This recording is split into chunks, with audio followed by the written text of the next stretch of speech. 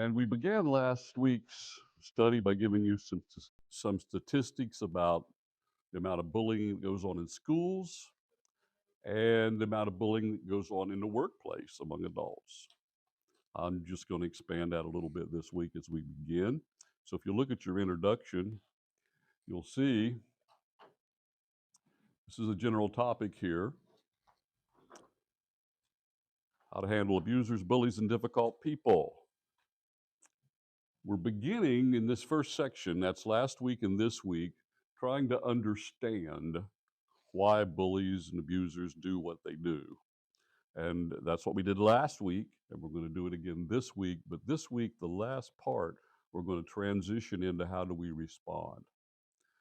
And then moving forward, we're going to focus on how to deal with it, how to handle it, how to respond.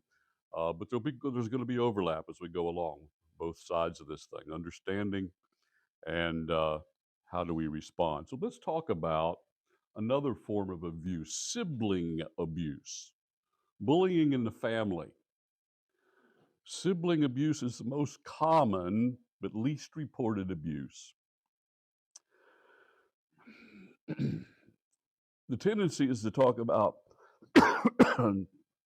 spousal abuse or abuse in the workplace or at school or whatever. But this kind of abuse that we're talking about tonight might be the most prevalent. Up to 80% of youth experience some form of sibling maltreatment. Yet it's called the forgotten abuse. Therapists also frequently overlook it. Usually the perpetrator is an older child, often the eldest, exploiting the emotional dependence and weakness of a younger sibling. Girls are at greater risk of abuse, generally by an older brother. Just some information. Now, I was an older brother. In fact, I was the oldest brother of 3 boys. And I hope that I never bullied my brothers. I don't think I did. I probably did somewhere along the line. But I was bullied enough at school and bullied enough in the neighborhood that I just totally disliked that. So hopefully I steered away from doing any of that myself. Didn't occur in my family, but all around me.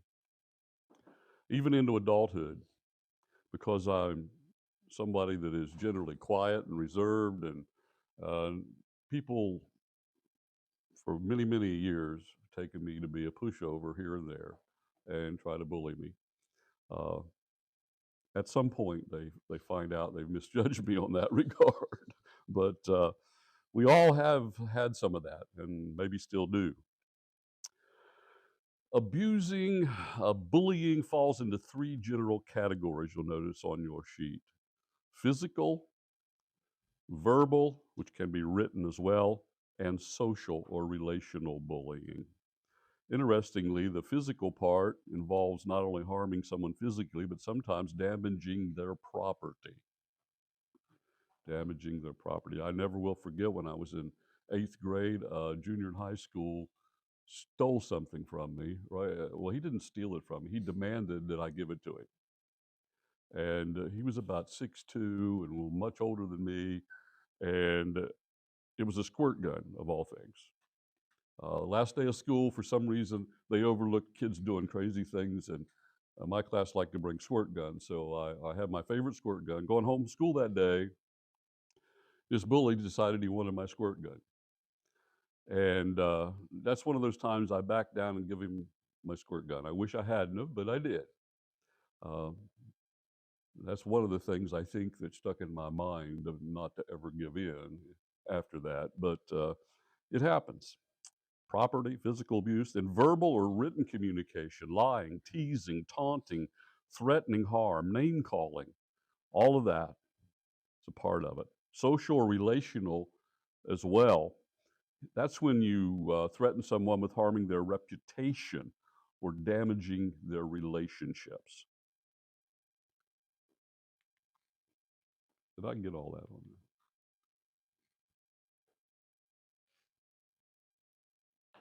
Okay, I think this was on your paper, but not on the screen, this part I just went over. Uh, Bullies, challenging people, yeah, but it's not a new phenomenon. It's always been the case. There's nothing new under the sun. And the Bible is full of bullies and abusers. It's just everywhere when you start looking for them. So, what we're going to do tonight is continue to explore the reasons behind the actions of people who do this. And then we'll begin to formulate some right responses. Now, I gave you a sheet. Also, you should have a sheet with 1 Samuel 17, 26 to 32 on it. This is about David just before he fought Goliath.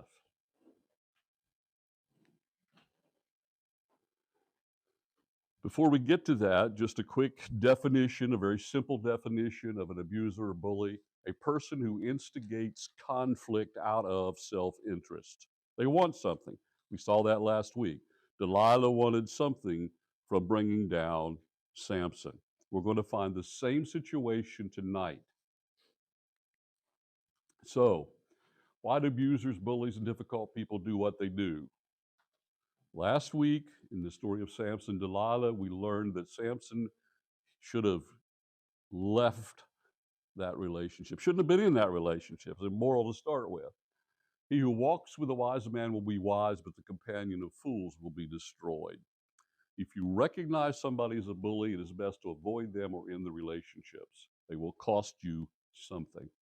In Samson's case, it cost him his life. We ended up last week with 1 Peter 5:8, which is a reference to the biggest bully of all, Satan, and we're told to beware of him.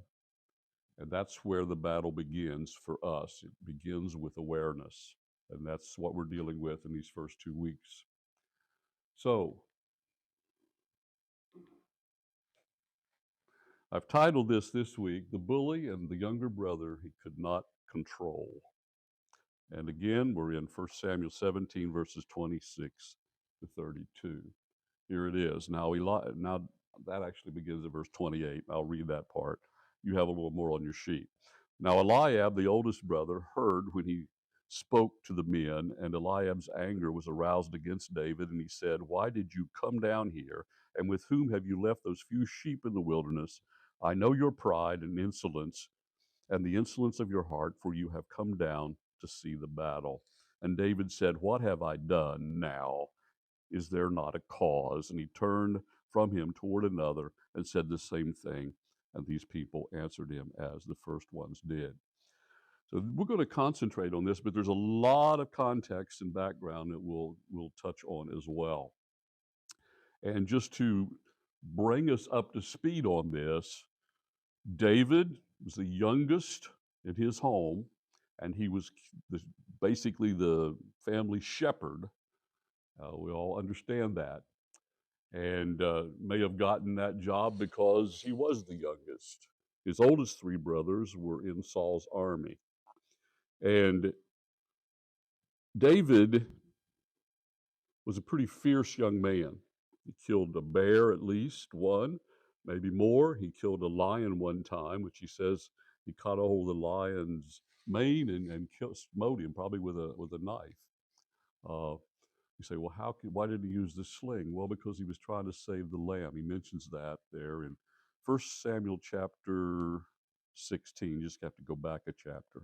Or actually go forward a chapter, forward from where we're at in chapter 17 when he's talking to Saul. So David wasn't just a little 12-year-old shepherd boy. Best guess is he was 17, 18 years old.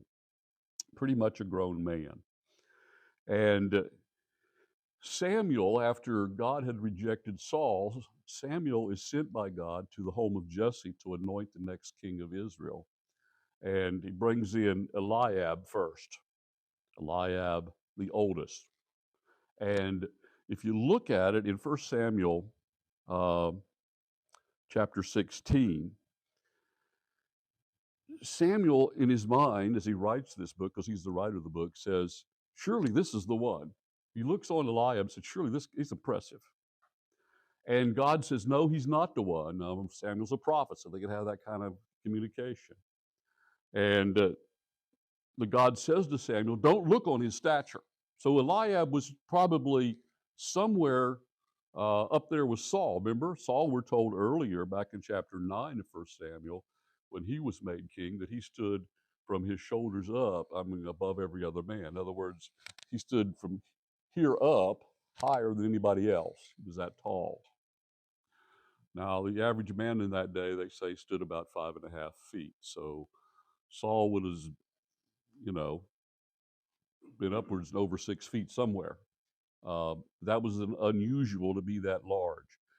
And I submit to you that David also was a large man, even at 17 or 18. It would have been purely ridiculous for Saul, who was that tall and that big, to thought he could dress David in his armor otherwise. So Eliab and David, they're at that point where David has been subjected to the authority of his brother and brothers for many years, but he's to a point of being his own man now, and there's a conflict coming here. David's father, Jesse, sends him to the battlefield to take supplies for the 3 older brothers. And when he arrives, that's about the time Goliath comes out and challenges everybody in this, representative combat situation. Whoever killed Goliath, if Goliath was killed, Israel would make the Philistine subjects and vice versa. But Goliath was taunting them day after day, and there was nobody in the Israeli army that was willing to face him on the battlefield. David hears this, and he begins to inquire. Verse 26, when you see on your sheet, and David spoke to the men who stood by him, saying, what shall be done for the man who kills this Philistine and takes away the reproach from Israel? For who is this uncircumcised Philistine that he should defy the armies of the living God? And the people answered him in this manner, so shall it be done for the man who kills him.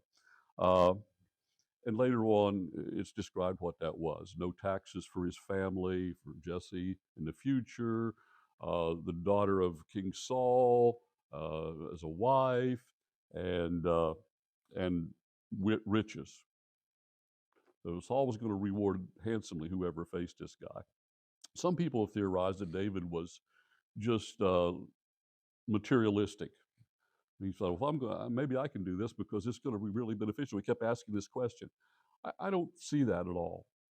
His reasoning all the way through this, and we'll come back to this next week, his reasoning all the way through this was simply that this man in this army was defying the army of Israel, but the nation of God. And somebody needed to act, and nobody would. And David's already determined in his mind that he's willing to do it. He's just gathering all the information. Eliab arrives on the scene and bullies David, tries to stop him from proceeding along this route, because Eliab had some inkling that's where it was going.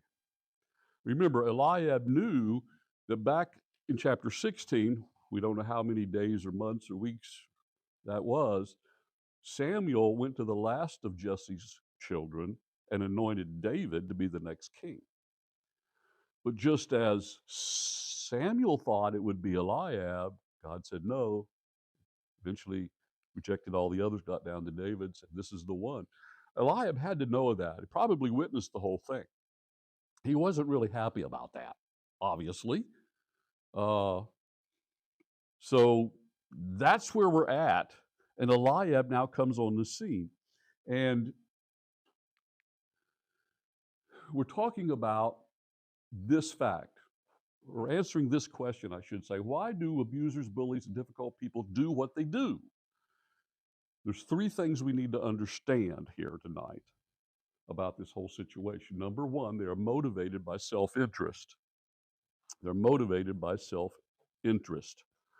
So Eliab, it says in verse 28, the oldest brother heard when he spoke to the men, and Eliab's anger was aroused against David. Why is he angry at David? He's the bigger brother. David is stepping to the front. David's going down this route, and Eliab kind of realizes where this might be going. In the back of his mind, David is anointed to be king, and now he seems to be interested in facing this giant, and I had all these questions. That's a little bit embarrassing for Eliab. It's embarrassing for everybody else in the army. It's embarrassing for King Saul. Nobody else is willing to do it. But from Eliab's perspective, most importantly, he's jealous of David to start with. And now David is making waves about confronting this giant. And how does that reflect on Eliab? Not well. Not well at all. Jealousy, revenge could be a part of the motivation. Now, you can fill these all in a minute.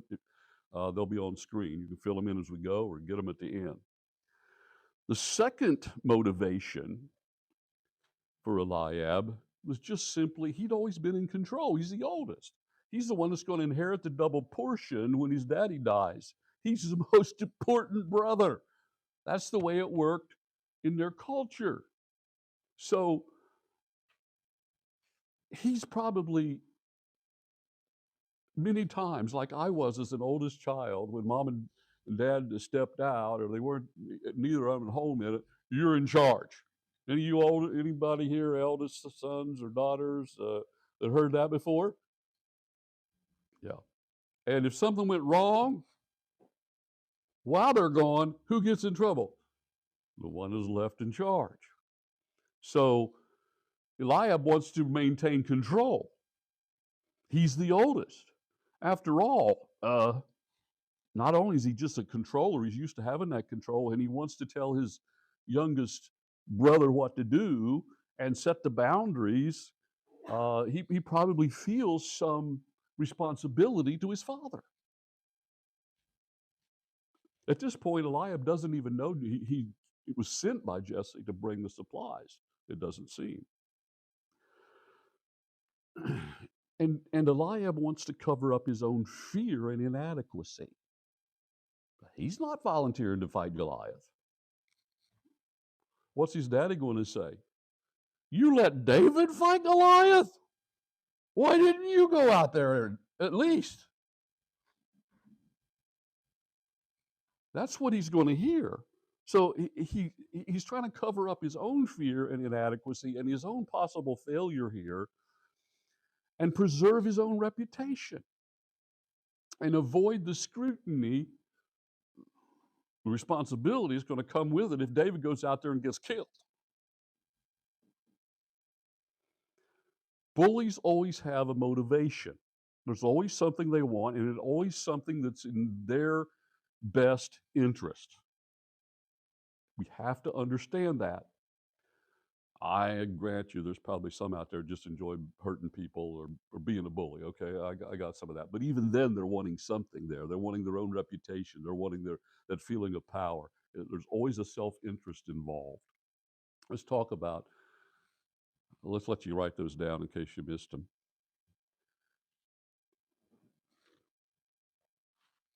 It's the same with Delilah last week. What did she want?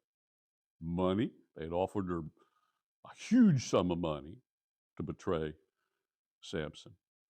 And she wanted to be the Philistine woman that brought down the strongest man in the world. Well, think of the reputation and all that. There was things that she wanted. Eliab had some self-interest in mind. He wasn't just doing this to protect David. Maybe he was to some degree, but all this is swirling around in his mind as well.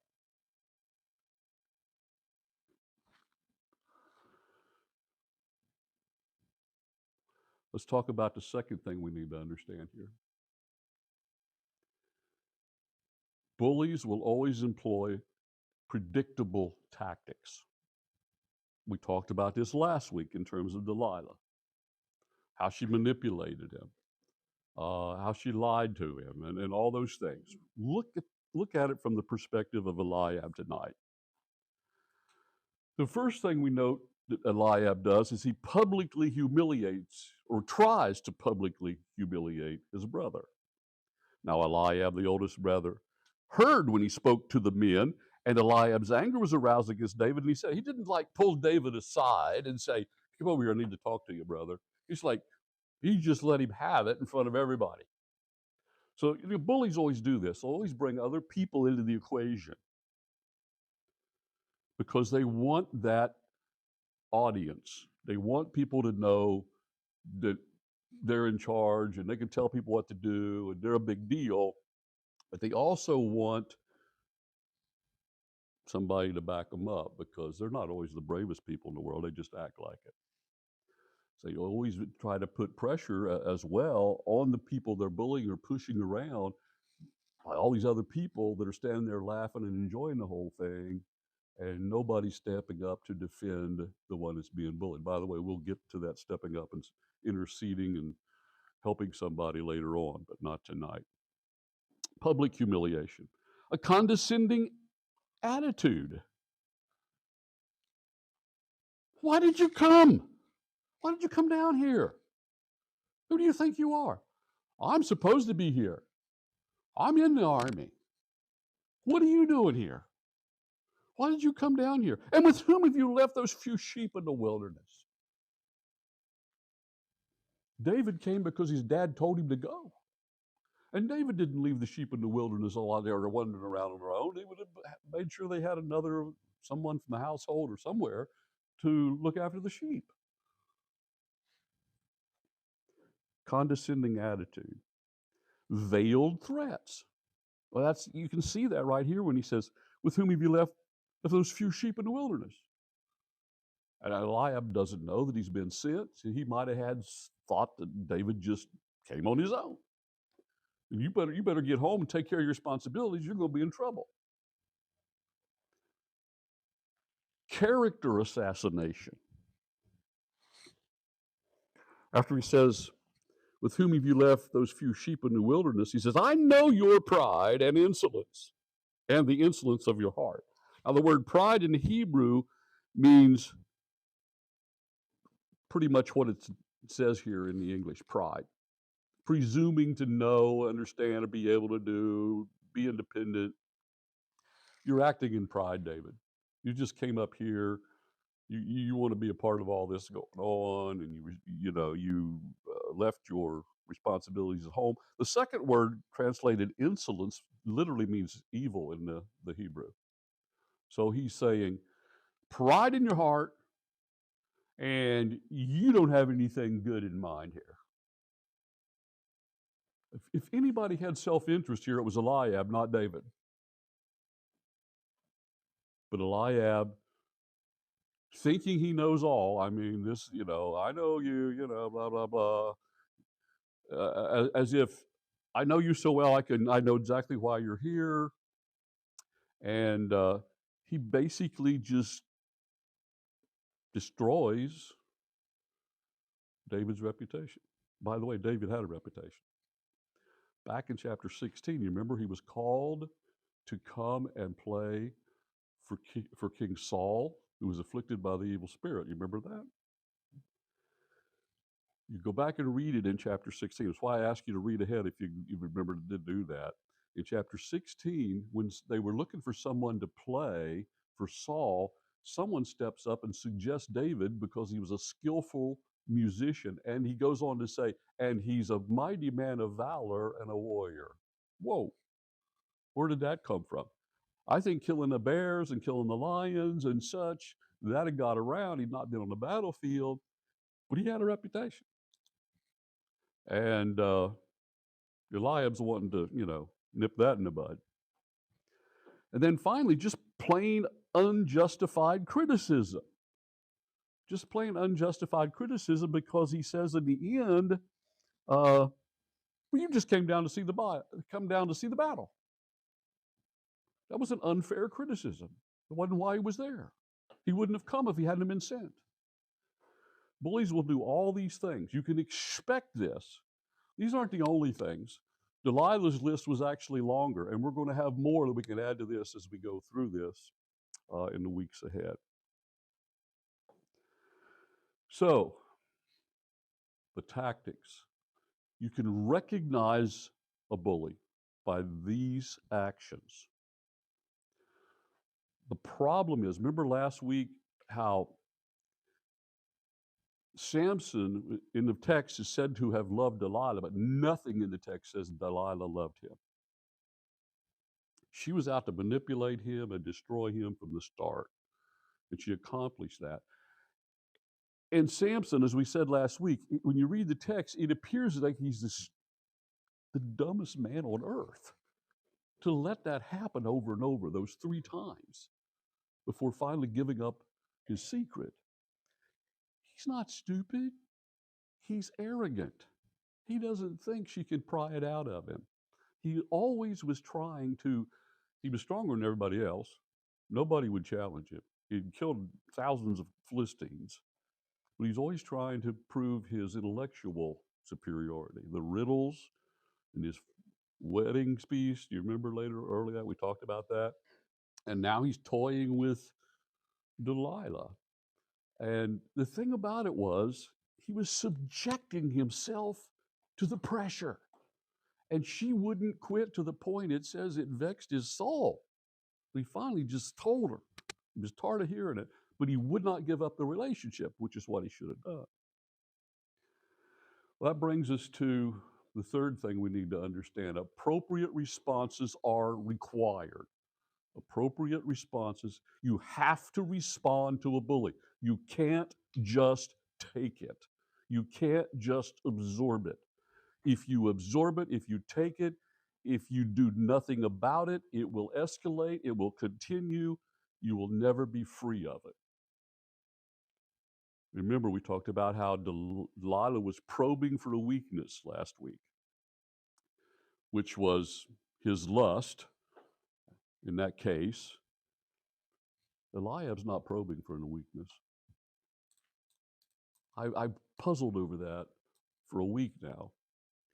I don't think Eliab knew of any weakness, unless it was just maybe David would submit to him because he had in the past. That wasn't a weakness. That was obedience.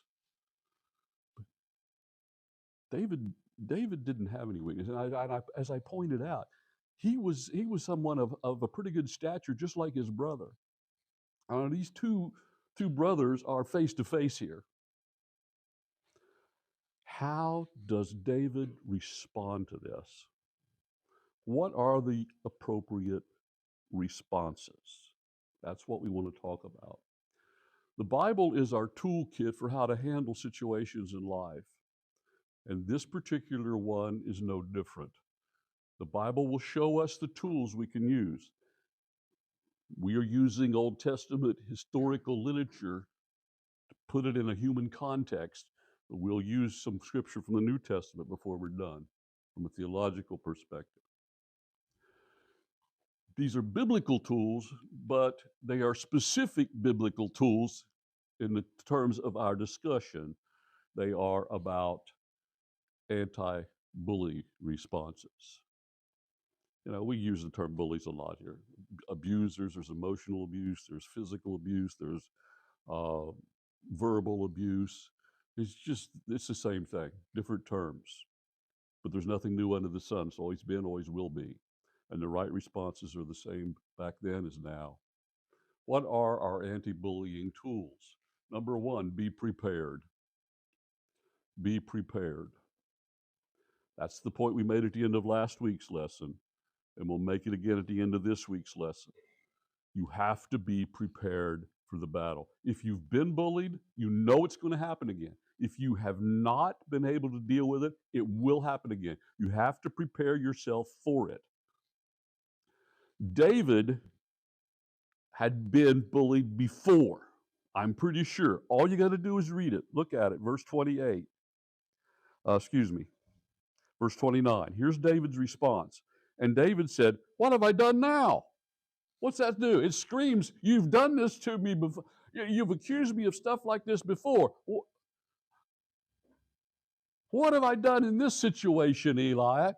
What?" But this time, David is prepared. He's not at home. Dad's not around the corner. He's under probably no orders here to listen to Eliab. He's only been sent to bring supplies. And David is at that point of being a grown man and going his own way. And so he says to Eliab, "What have I done now?" He's ready to face Eliab. He didn't anticipate it, but he has readied himself little by little as he's grown older. And he has come to trust the Lord. And as he developed the ability to deal with his own fear, he's prepared. And he's not going to just take it without some response. What have I done now, he says, indicates we have to be prepared. Notice he says that famous clause right after this. The last thing he says to Eliab, is there not a cause? Is there not a cause? The word cause is the Hebrew word that refers to a word. The word for word, debar in the Hebrew, is the word translated cause. But it's singular.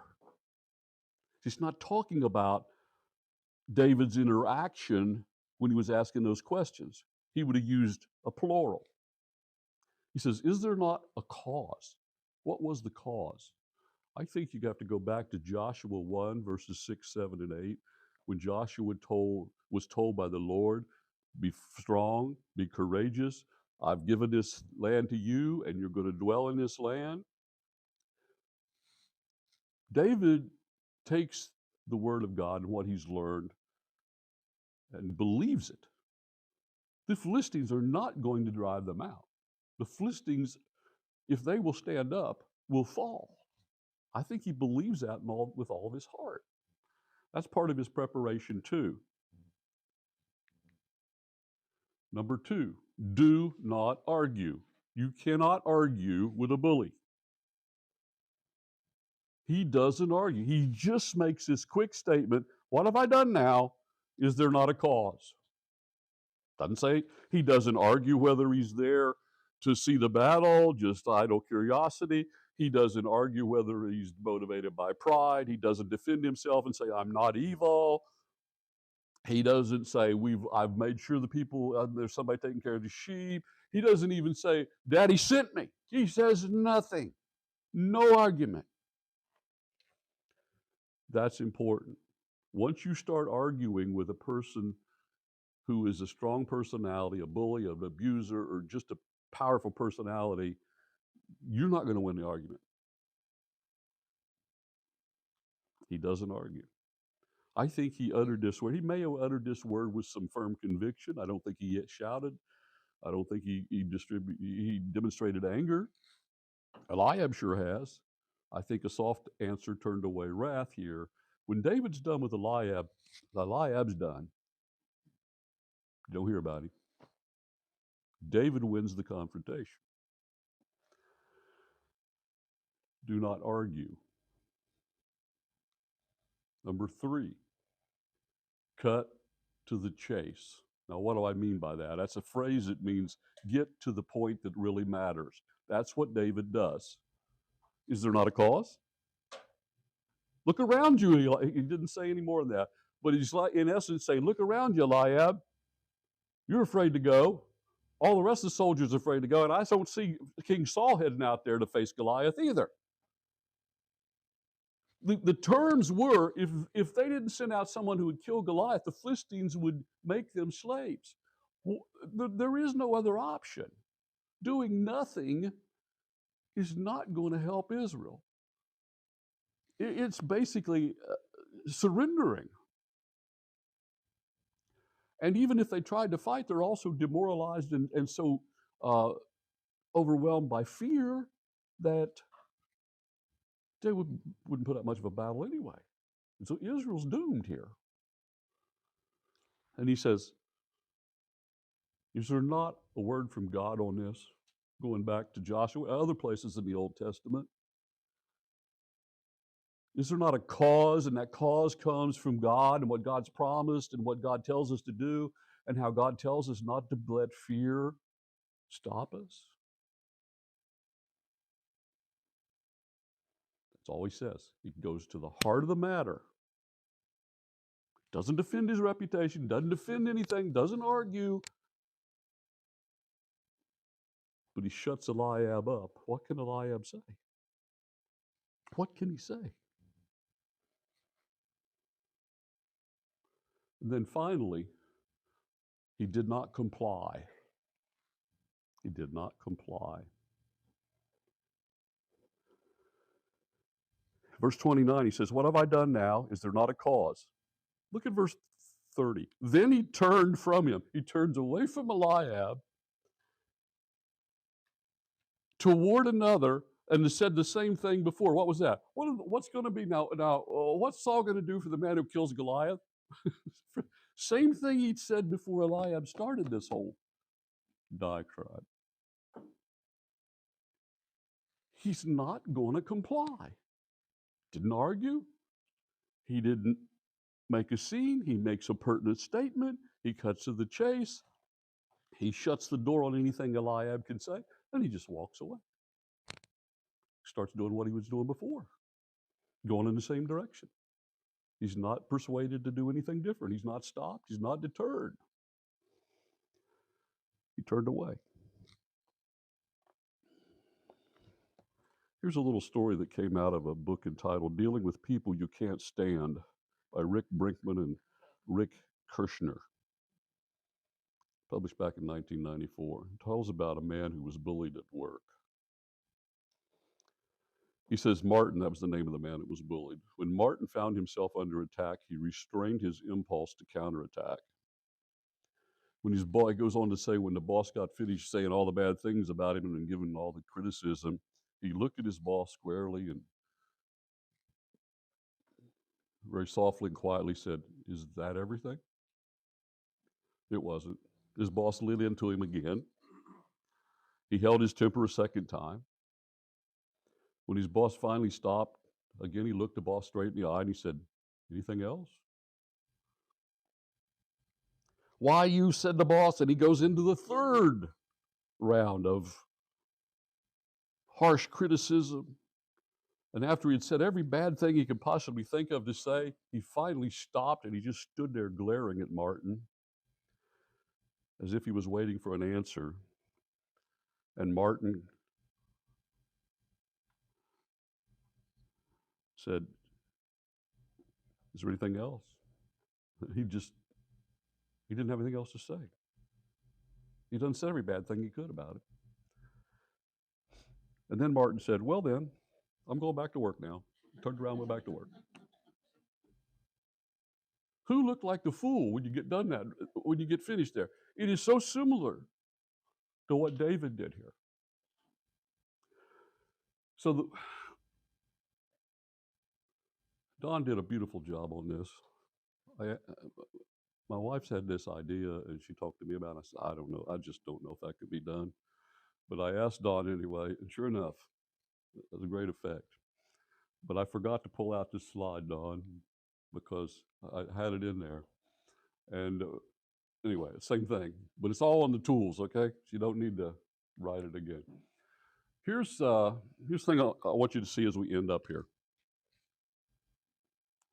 The first step to responding to any bullying, abuse, attack, the first step is readiness. We talked about this. David was prepared. In Ephesians 6, 10, and 11, we're told to beware. Beware of the devil, the Satan, and so forth. The second step is to be informed. That should be Ephesians 6:12, by the way, not 6:2.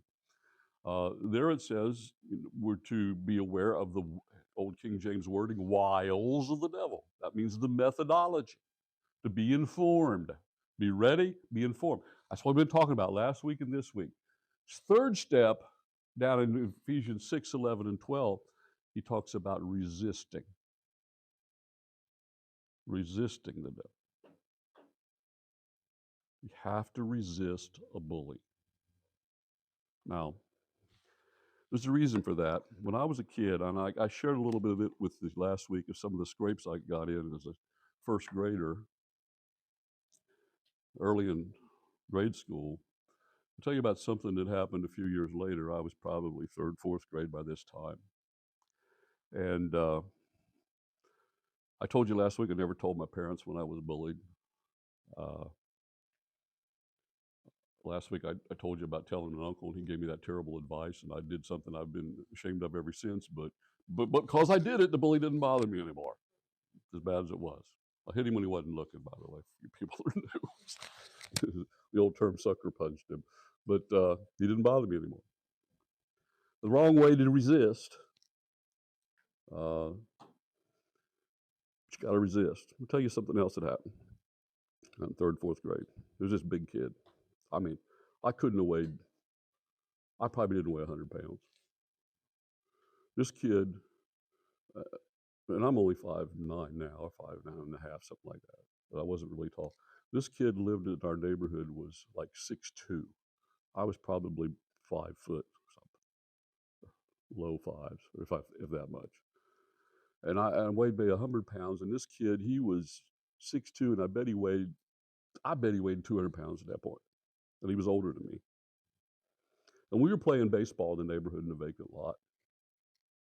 And I'd had enough scrapes with kids my age, and I'd been given a lot of bad advice. Didn't always handle it well. And we got in an argument. So something about a play or whether somebody was out. I don't know what it was. And everybody pretty much agreed this guy was out. It was the big guy. And he said, well, I'm just going to go to second base.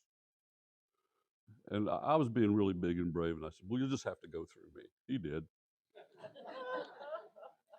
I wasn't expecting the response. He hit me in the jaw, knocked me flat on the ground. And the words echoed through my mind that my grandmother had told me when I was having these scrapes and these problems in the neighborhood. She looked at me one day and she said, don't you ever start a fight. I think I just did that. I didn't intend to, but I did. I missed out on that one. She said, don't you ever start a fight. But if you ever get in one, you end it. Now, this is my little saintly grandmother. I've never heard her use a foul word, never seen her do anything wrong. That was her advice to me. She said, don't you start a fight, but if you ever get in one, you end it. That was echoing through my mind as I was crushed flat to the ground. I thought, I'm going to get knocked down again, but I'm getting back up because I can't just quit. So I get back up, and I face this guy, and I got my hands up, and you know what I found out about this guy? He didn't mind hitting somebody, but he didn't want to get hit. He went home.